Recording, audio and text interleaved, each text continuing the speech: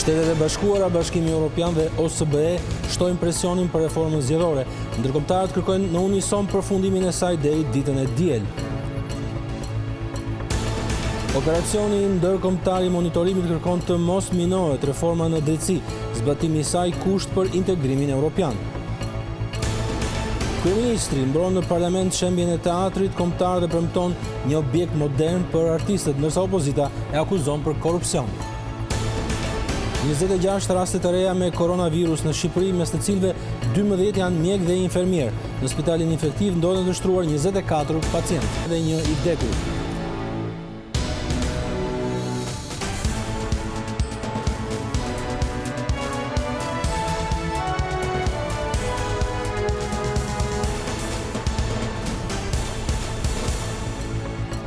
Mbrëma, ky është edicioni qendror i lajmeve në televizionin kombëtar Vizion Plus. Shkojmë tani me radhë.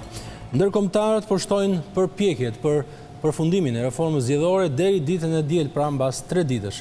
Ambasadori amerikan në Tiranë, Kim, takoi negociatorët e palëve si dhe kreun e kuvendit Gramoz Ruçi. Edhe komisioneri për zgjerimin bisedoi me udhëheqësin e opozitës Basha, ndërkohë që OSBE deklaroi se do të ishte ideale që reforma të realizohej brenda datës 31 maj. Shtetet e Bashkuara të Amerikës, Bashkimi Evropian dhe OSBE kanë shtuar presionin ndaj aktorëve politik për miratimin e reformës zgjedhore.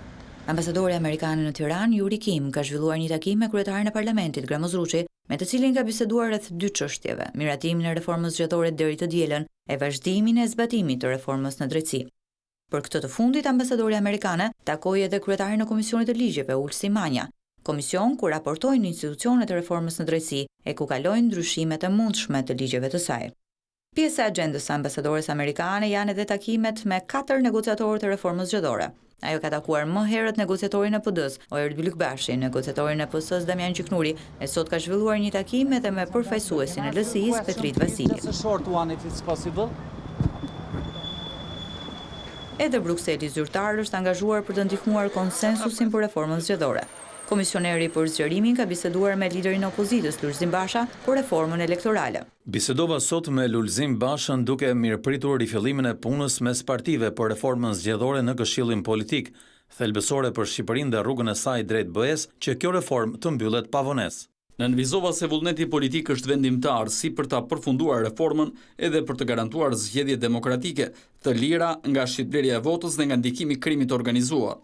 Edhe OSBE ka reaguar për reformën zgjedhore nëpërmjet një deklarate të ambasadorit Boshart. Diplomati ka vënë në dukje problemet që ndër vite janë listuar nga OSBE ODIR e që duhet marrin zgjidhje si depolitizimi i administratës elektorale, eliminimi i presionit ndaj administratës publike, mekanizmat kundër krimit zgjedhor. Prezenca e OSBE në Shqipëri dhe ODIR-i do të vijojnë të ofrojnë mbështetje për përmbylljen e kësaj reforme të rëndësishme sa më shpejt, idealisht brenda 31 majit, sikurse janë zotuar partitë politike. Po ashtu ne do të vijojmë të mbështesim dialogun për teknologjitë e reja të votimit dhe për ndryshimin e sistemit zgjedhor. Majoranca dhe opozita në fillim të muajit maj u angazhuan që reforma zgjedhore duhet të përfundojë deri në datën 31 të këtij muaji. E tashmë faktori ndërkombëtar, veçanërisht ambasadori amerikane, u ka kërkuar palëve të mbajnë premtimin për të përfunduar reformën deri ditën e diel. Këto zhvillime i kanë paraprirë gjatë ditës takimit të Këshillit Politik, i cili është mbledhur me një lloj urgjencë sot mbasdite dhe nga mbledhja e cilit ka një pritshmëri të madhe deri ditën e diel. Këtë mbledhje të këtij Këshilli Politik me pjesëmarrjen e përfaqësuesve të shumicës të opozitës në parlament dhe asaj jashtëparlamentare po e ndjek për ne Olta Blaceri, me cilën do të lidhemi tani. Përshëndetje Olta, cila është atmosfera dhe cila është agenda për sot mbasdite? Në fakt, 3 pika do të diskutojnë sot negociatorët e Partisë Socialiste, Partisë Demokratike, LSI-s dhe Rudina Hajdari në emër të grupit parlamentar demokrat. Ato janë roli i policisë në zgjedhje, roli i prokurorisë në zgjedhje dhe mbrojtja që do t'ju garantojë ligji të gjithë atyre që denoncojnë shitblerjen e votës. Deri në këto momente, në fakt, nuk kemi konsensus. Dhe ende vazhdon të diskutohet mbi propozimin e Partisë Demokratike për parashikimet ligjore për policinë e shtetit.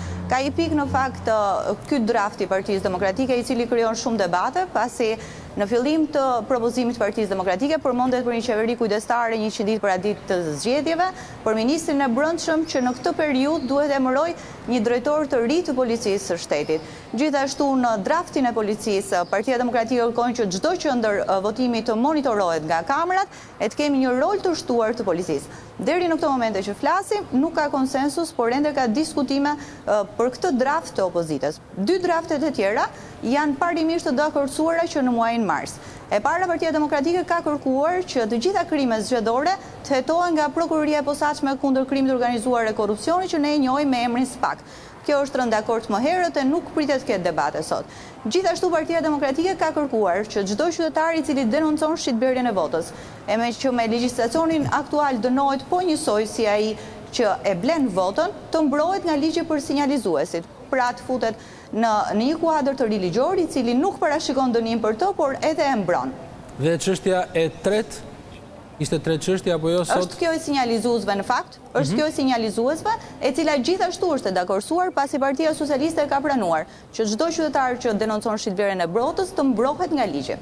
A ka përfaqësues të faktorit ndërkombëtar në këtë takim, apo ata janë në distancë, apo mund të themi se e kanë kryer në një farë mënyrë misionin e tyre me takimet e ditës gjatë ditës sot me paradite?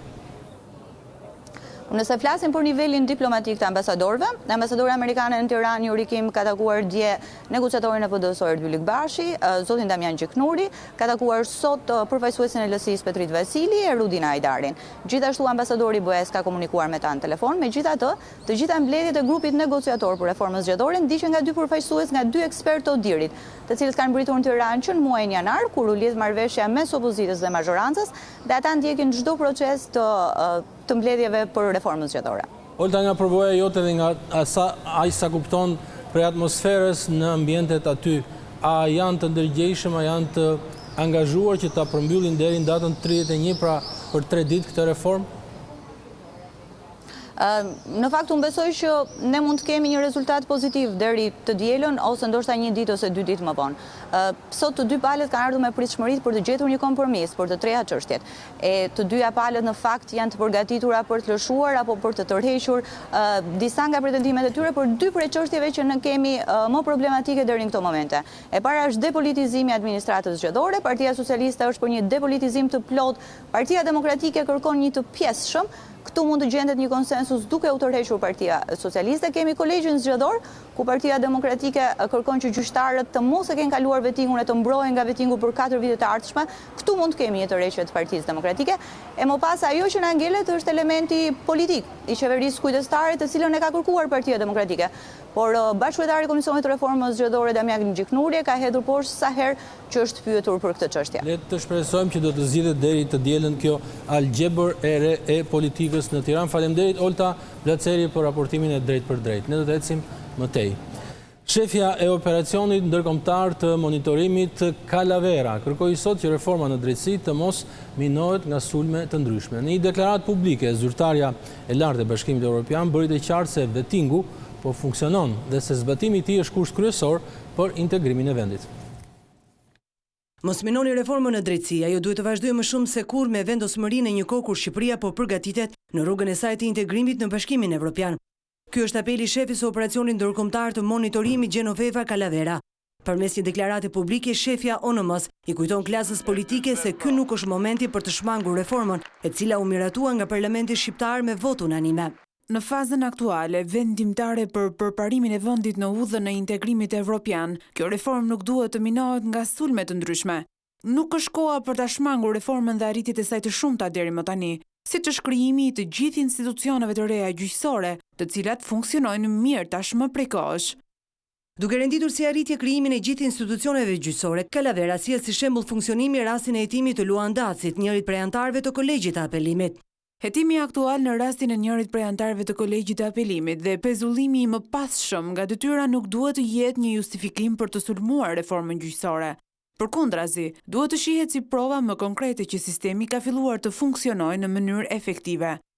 Pa paragjykuar rezultatin përfundimtar të hetimit, shefja ONM-s thotë se kjo është prova për një sistem të pavarur drejtësie dhe se askush nuk është mbi ligjin. Muajt e ardhshëm do të jenë thelbësor në kontekstin e hapjes së negociatave të anëtarësimit në Bashkimin Evropian dhe zbatimi i vazhdueshëm i reformës gjyqësore do të jetë kyç. Dhe kjo nuk ka të bëjë vetëm me kryerjen e punës teknike, por ka të bëjë edhe me angazhimin politik. Kjo është arsyeja pse të gjithë aktorët në Shqipëri duhet të vazhdojnë të garantojnë kushtet e nevojshme politike që reforma të shpaloset pa probleme. Nuk ka asnjë arsye për të vënë në pikpyetje bazat e procesit të reformës, sado e vështirë të jetë dhe në disa raste edhe sfiduese. Në mbyllje të qëndrimit të saj publik, edhe njëherë Genoveva Calavera këmbëngul në vazhdimsinë e reformës në drejtësi, sepse këtë kërkon edhe Bashkimi Evropian, në mënyrë që shqiptarët të përfitojnë nga arritjet e saj. Gjatë një interpelance sot në kuvend, kryeministri Rama mbrojti vendimin për shembjen e godinës së teatrit kombëtar, duke thënë se Tiranës i duhet një ndërtesë e re moderne për artistët, por deputetja Rudina Ajdari tha se teatri mund të ruajë dhe se pas shëmbjes qëndron një aferë korruptive. Interpelanca e opozitës me kryeministrin Rama për teatrin kombëtar ishte një nga më të shkurtrat dhe më të qetat që janë zhvilluar në sallën e parlamentit. Përballë akuzave të opozitës se teatri u shem për arsye korruptive, shefi i qeverisë u mjaftua të citojë aktorët që ndër vite kanë kërkuar ndërtimin e një teatri të ri kombëtar. Po të kishte qenë ai teatr diku tjetër, ju nuk do ta kishit këtë obsesion me teatrin. Por se doni ato trua në mes të Tiranës, ju e shëmbët. E shëmbët sepse ju duhet për të ndërtuar kulla. Po vazhdoj të jap përgjigje zonjës Hajdari, duke thjesht për të sjellë besnikërisht fjalët e protestuesve të vërtet. Jo e aktorëve politik që luajnë teatrin e tyre, pavarësisht se është tek unaza e re, tek unaza e vjetër, apo aty ku bashkohen dy unazat. Robert Narinika ka këtë përgjigje për ju, zonja Hajdari. Ju lutem mos më kryqëzoni, kam qenë prej vitesh dhe jam për një teatr kombëtar të ri dhe bashkohor, të cilin ka për detyrë ta bëjë shteti shqiptar. Parat le t'i marr ku doj, ndoshta dhe atje ku i merrte Josif Broz Tito. Për gjatë 2 viteve të fundit në sallën e parlamentit janë dëgjuar shpesh debate për shembjen e teatrit kombëtar, veçanërisht në momentin kur qeveria miratoi një ligj të posaçëm për ndërtimin e teatrit të ri. Por e vetmja tërheqje e kryeministrit Rama për këtë çështje është premtimi për ndërtimin e teatrit sipas projektit të arkitektit italian Giulio Bertè në një zonë tjetër e me funksione të reja.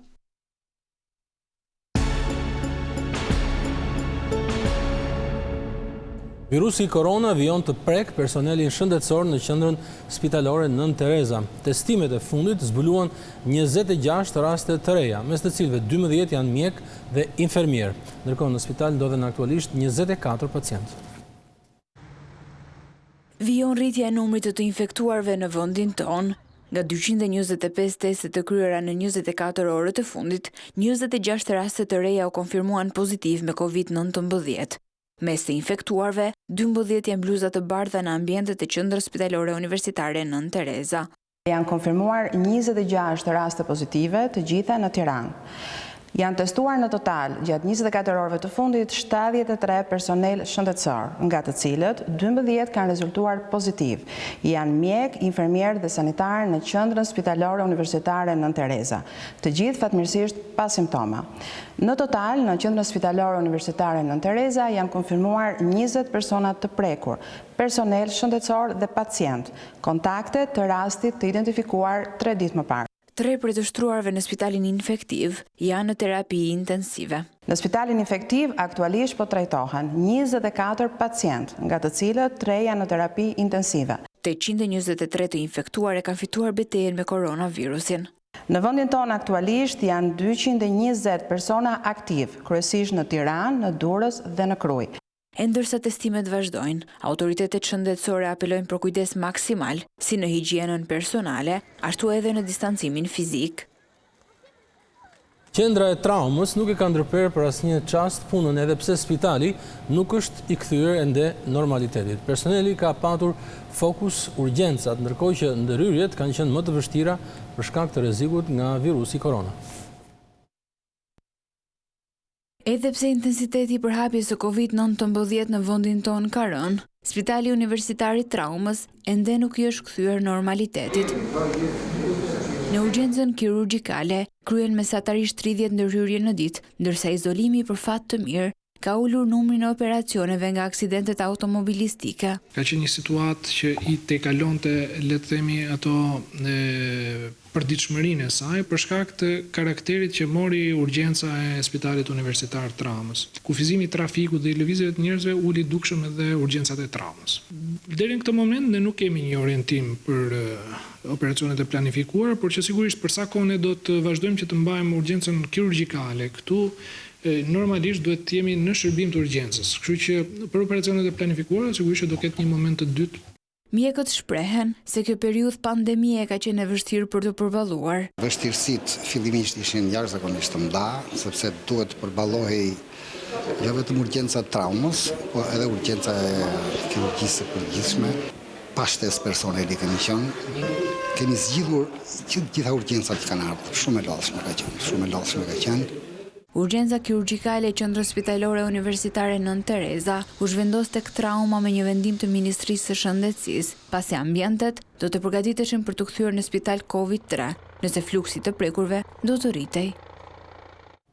U është lënë edhe një javë më tepër kohë atyre punëdhënësve, të cilët ende nuk kanë plotësuar formularët që u jep të drejtën punonjësve të përfitojnë ndihmë ekonomike prej 40.000 lekësh. Kryeministri Rama theksoi se 5 qershori është afati i fundit, brenda të cilit bizneset e vogla dhe të mëdha duhet plotësojnë online formularin, në të kundërt penalizimi do të jetë i pashmangshëm. Sipas shefit të qeverisë, nëse deri më 5 qershor punëdhënësit nuk do të bëjnë aplikimin, pagesa prej 40.000 lekësh do të kalojë automatikisht në llogarinë e punëtorëve dhe pronarët e bizneseve do të ndëshkohen. Në një tjetër postim në Facebook, Kryeministri Rama bëri të ditur se është rënë dakord për shtyrjen e kredive edhe me 3 muaj të tjerë. Kryetari i Partisë Demokratike Lulzim Basha akuzoi qeverinë se ka braktisur qytetarët e prekur nga pandemia. Pas takimit me përfaqësues të bizneseve Fason, Lulzim Basha tha se kryeministri mendon vetëm për kontratat dhe e koncesioneve korruptive. Lideri i opozitës Lulzim Basha ka akuzuar kryeministrin Rama se po merr borxh 30 milionë euro për ndërtimin e teatrit kombëtar, por kalon pa mbështetje qytetarët që u goditën nga pasojat e pandemisë së koronavirusit. Gjatë një vizite në fasoneri të Krujës, Basha theksoi se kriza ekonomike mund të zbutej vetëm nëse më herët do të ishin mbështetur punonjësit e bizneset. Pak zemër për këtë punë, ju paguni 12 milionë euro në muaj taksa fasoneria e Shqipërisë. Sikur ato para aty kishin kthyer me mbështet punonjësit, ju nuk do të shtarë këtë ditë. Se jeni godit 2 herë, jeni godit edhe nga problemi i Covidit, jeni godit edhe nga tregjet që janë shkatruar për shkak të krizës. Italia ka rënë 50%, tha një kolegu jot. Ky shtyllimi i krizës më thellë ekonomike. Kësaj dile është e përpara duke pagu punonjësit, duke rrit konsumin, që mos detyroheshin me nxjerr njerëzit nga puna. Një aritmetik thjesht nuk do ishte me një efekt i madh edhe për këtë pjesë e fasonerit, diku ka 30 milionë euro. 30 milionë, ja llogaritëm vetë. 30 milionë për 2 muaj. 15 milionë në muaj. Për 2 muaj ashtu. Po, shkon e prish teatrin kombëtar për çon 30 milionë euro atje, edhe mbyll 7000 vende pune. Është kriminal. Përballë shqetësimeve të biznesit për shkurtimin e vendeve të punës, Basha ka theksuar se situata e vështirë vjen si pasojë e qasjes së qeverisë. Arsye pse ju kanë shtet është sepse ta nuk kanë nda fare për ekonominë. Ne i kemi nda gjithë për xhepin tonë. Vazhdu tendera, koncesione, PPP me i pagu sikur ka qenë kohë normale. Lekët që duhet vishin nga ju i kanë çuar aty. Dhe kjo është arsyeja pse gjithë industria, gjithë ekonomia është në rëndësi. Por veçantë ju dhe turizmi. Sektori fason punëson rreth 70.000 persona e sipërmarrësit i kanë shpjeguar Bashës se shkurtimi i vendeve të punës, refuzimi i pagesës së papunësisë për shumicën e punëtorëve, gjobat për pronarët janë 3 nga goditjet më të forta për këtë sektor. Në gjykatën e apelit është shtyre edhe një herë tjetër seanca gjyqësore në ngarkim të ish ministrit të Brendshëm Samir Tahiri dhe ish drejtorit të policisë së Vlorës Jaeld Çela. Shkak për këtë vendim është bërë mos informimi në mënyrën e duhur i ish ministrit të Brendshëm për seancën si dhe situata e pandemisë. Edhe herët e kaluara apeli vëreti se çështja e Tahiri nuk paraqiste emergjencë ndaj vendosit ta shtyjë atë. Në këto kushte, seanca e radhës do të zhvillohet në datën 11 qershor.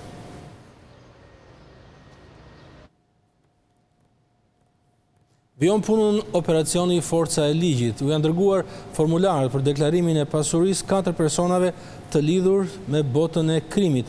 Mësohet se formulari është dërguar Ilir Rustemit, i njohur si Ilir Bajri në Shkodër, dhe 3 personave të tjerë në Tiranë të dënuar më parë për vjedhje me dhunë. Ilir Rustemi u arrestua në kuadër të operacionit Oaz në shtator të vitit 2018, por u lirua nga akuzat pak javë më parë, pasi dosja e tij kaloi në strukturën e posaçme antikorrupsion në Shkodër.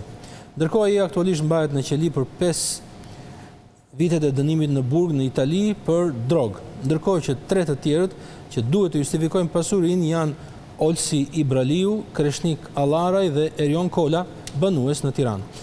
Këta persona duhet të plotësojnë brenda 48 orëve formularët për të justifikuar pasurinë e tyre.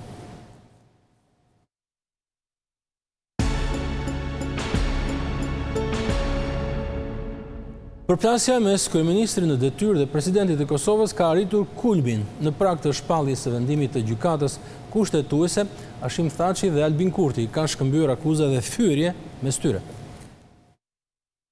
Vetëm pak kohë para publikimit të vendimit të gjykatës kushtetuese, janë thelluar edhe më tej përplasjet mes kryeministrit në detyrë Albin Kurti dhe presidentit Hashim Thaçi.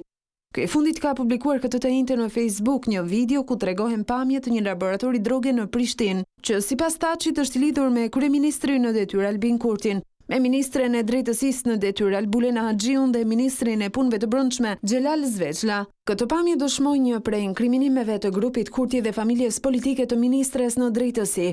Janë pamje nga laboratori drogës në Prishtinë që me antarin tjetër të këtij grupi kriminal, Xhelal Zveçllën, ditë më parë u përpoqën të zhdukin si fakte inkriminuese nga depoja e aseteve të konfiskuara dhe të sekuestruara. Është koha që të përballen me drejtësinë, shkruan presidenti i Kosovës. Më herët gjatë ditës, Thaçi i quajti fyese pretendimet e Albin Kurtit se po coptohet Kosova në bashkëpunim me Shtëpinë e Bardhë. Kjo është më të vërtet një ignorancë e plot se përket dialogut. E dyta është fyse shumë. Ti thuhet që i kanë kopë thikat në Shtëpinë e Bardhë për të coptuar Kosovën, përveç Shtëpia e Bardhë ka kriju këtë vend të lirë dhe të pavarur, me partnerët e tjerë, por në veçanti me rolin uhes të Shteteve të Bashkuara të Amerikës. Por kryeministri në detyrë Albin Kurti ka reaguar me anë të një postimi në Facebook ku i ironizon kreun e shtetit, sipasi kur Thaçi gjendet në vështirësi, të rrethshëban si një fëmijë i vogël. Regjimi i vjetër po shpurdh në për studio televizive, ata refuzojnë ta kuptojnë se koha e tyre ka mbaruar. Por vaten të rikthehen përmes trysnisë mbi gjyqtarët e gjykatës kushtetuese. Sa herë që ne u agodasim korrupsionin, ata piskasin Amelika, Amelika, Gleneli, Gleneli. Duan ta dëmtojnë imazhin e Shteteve të Bashkuara të Amerikës në Kosovë, ta keq përdorin atë si strehë për ultësinë e tyre. Kryeministri në detyrë Albin Kurti ka shkuar edhe më tej me fyerje të ndaj Thaçit, duke thënë se qeveria nuk i nënshtrohet një presidenti të fëllëqur. Shtetet e Bashkuara të Amerikës kërkojnë zgjidhjen sa më parë të çështjes së qeverisë në Kosovë. I dërguari i posaçëm për Ballkanin Perëndimor, Matthew Palmer, nënvizoi rëndësinë e vendimit të gjykatës kushtetuese dhe bëri të qartë se Shtetet e Bashkuara nuk favorizojnë asnjë nga palët. Konference se Kosovës i duhet një qeveri, për të cilën pritet vendimi i gjykatës kushtetuese, duke theksuar se Washingtoni zyrtar nuk mban anën asnjë lideri politik në Prishtinë. Kosovës si duhet një qeveri. Ne po presim për vendimin e gjykatës kushtetuese që do t'i hapte rrugën zgjedhjes së çështjeve që kanë të bëjnë me formimin e qeverisë. Duat nënvizoj se Shtetet e Bashkuara nuk duan të ndikojnë procesin në asnjë mënyrë. Nuk duam të zgjedhim qeverinë e re të Kosovës. Nuk kemi favorit, nuk mbajmë anë. Ajo që duam të shohim është jo vetëm pezullimi i tarifave, por edhe heqja e masave reciproke. Shpresoj se do të shohim përparim në këto çështje. Diplomati amerikan nënvizoi se Shtetet e Bashkuara mbështesin fuqishëm çeljen e negociatave dhe nismën e mini Schengenit ballkanik. Mendoj se kemi investuar kohë dhe përpjekje për të mbështetur integrimin ekonomik të vendeve të Ballkanit Perëndimor, qoftë nëpërmjet mekanizmave ekzistues, siç është CEFTA, por edhe nismave të reja, siç është ajo për mini Schengenin, që është nismë rajonale. Shtetet e Bashkuara janë të përkushtuara të punojnë në partneritet me vendet e rajonit dhe me partnerët dhe aleatët tanë evropian për të mbështetur zhvillimin e Ballkanit Perëndimor dhe integrimin në familjen e kombeve europiane. Ndërkohë për Shtetet e Bashkuara, veprimet e Rusisë dhe Kinës kanë qenë të paturpshme në fushën e disinformimit, duke ngritur tensione dhe mosbesim, të cilat janë shtuar gjatë periudhës së pandemisë. Mbështetës televizjes vetë vendosje protestuan sot mbasdite në Prishtinë. Qytetarët bën thirrje për zgjedhje të reja në një kohë që gjykata kushtetuese pritet që të publikojë deri nesër vendimin e saj nëse Abdullah Hoti do të jetë ose jo kryeministër i ardhshëm i Kosovës. Protesta në sheshin Skënderbej në Prishtinë u mbajt në një kohë që vendi po përballet edhe me pandeminë e virusit korona. Mbi 2000 protestues të cilët sfiduan shiun u detyruan të respektojnë rregullat e distancimit fizik për parandalimin e përhapjes së virusit. Në fund, kryeministri në detyrë përshëndeti aktivistët nga ndërtesa e qeverisë. Të përfundon edicioni qendror i lajmeve në Vizion Plus. Ai radhës do të jetë rreth orës 23, mos u largoni, se mbas pak vjen Goni me Jeffrin me Fake Off. Kaloni mbërmjet këndshme.